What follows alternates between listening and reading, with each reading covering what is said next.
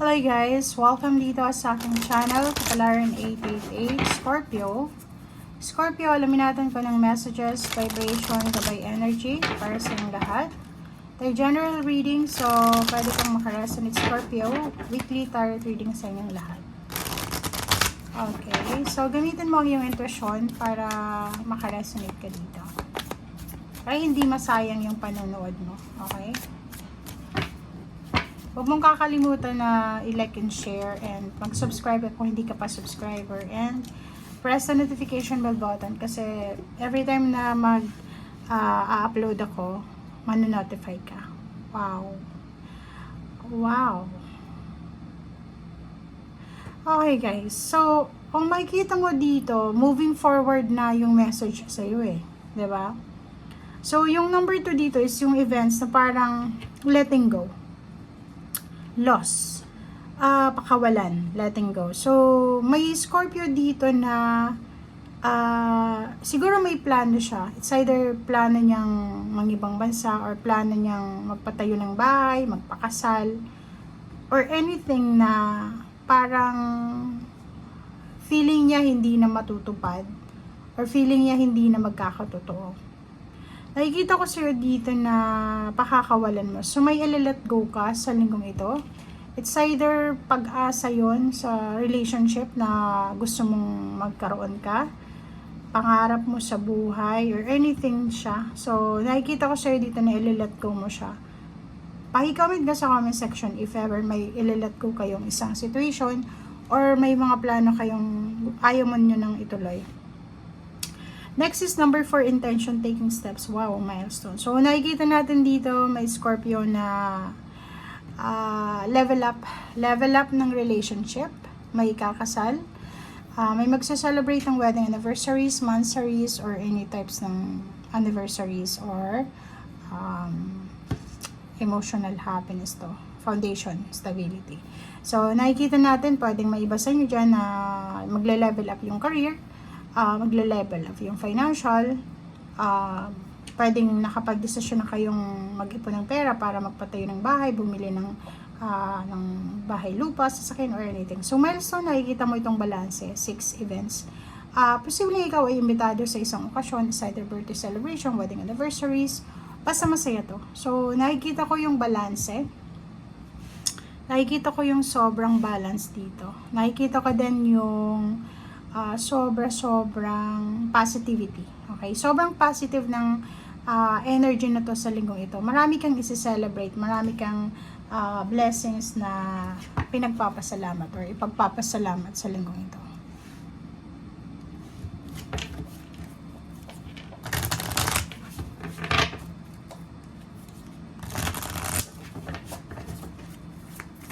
Okay, Scorpio.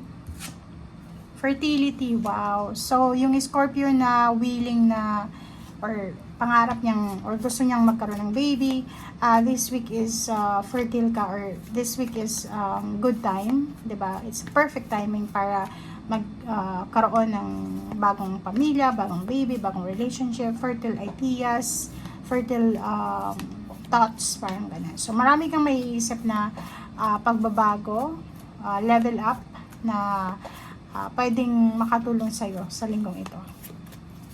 Or parang nakikita ko yung changes, yung transformation. Marami kang maiisip na, ganito, gusto ko ng ganyan, gusto ko ng ganito. So, yun.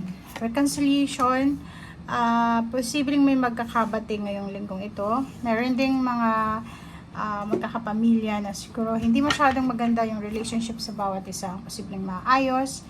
Meron ding friendship, boss and employee relationship.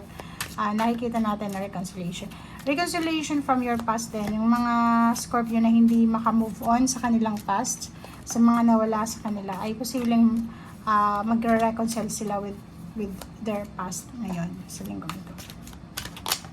Oops, sorry. Ano pa ba guys?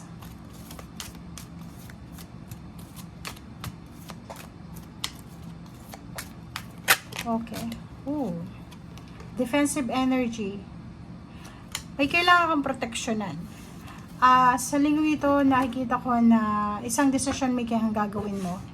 ang gagawin mo tong decision is dahil sa gusto mong proteksyonan ang sarili mo, or siguro gusto mong proteksyonan ng pamilya mo. Paki-comment sa comment section kung meron kayong parang pakiramdam na parang kailangan kong proteksyonan ang sarili ko, ang trabaho ko. Parang yung feeling mo, natatakot ka na mawala, natatakot kang maiwan, natatakot kang masira kung ano yung pinagpaguran mo, parang ganun. Okay?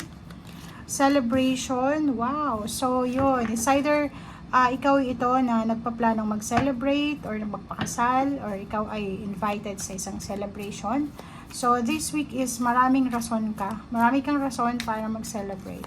Marami ka ding rason para magsaya, maging grateful sa lahat ng blessings na meron ka. Okay.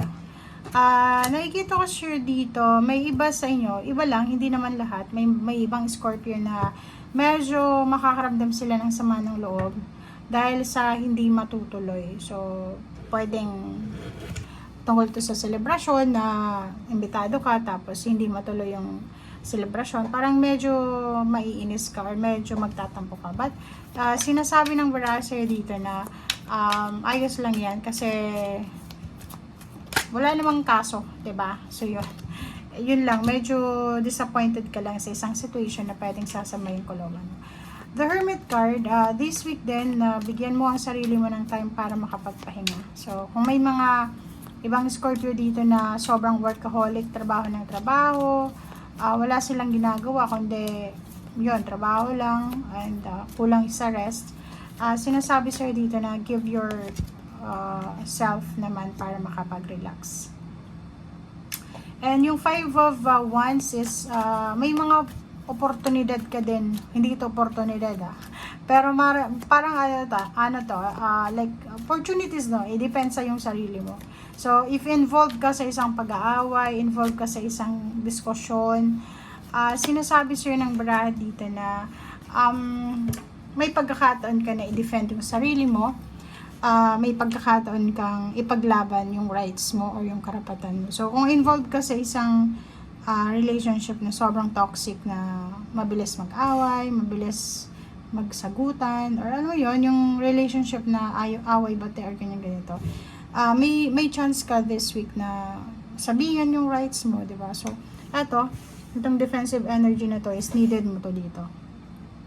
Kasi pwedeng makakuha ka ng kaaway, or pwedeng may mang-away sa'yo, or pwedeng ikaw yung may inis, or pwedeng yung ikaw ay nandito sa situation na to na parang feeling mo sumusunod ka lang, di ba? Parang feeling mo wala kang rights para magdesisyon para sa sarili mo. So depensahan mo yung sarili mo. Kaya nandyan yung 7 of Wands, kasi sinasabi na binibigyan ka ng universe ng time, ng pagkakataon para kumbaga sundin mo naman kung ano yung gusto mo. Okay? Yung hindi yung sunod ng sunod ka lang. Okay? Thank you guys. Bye!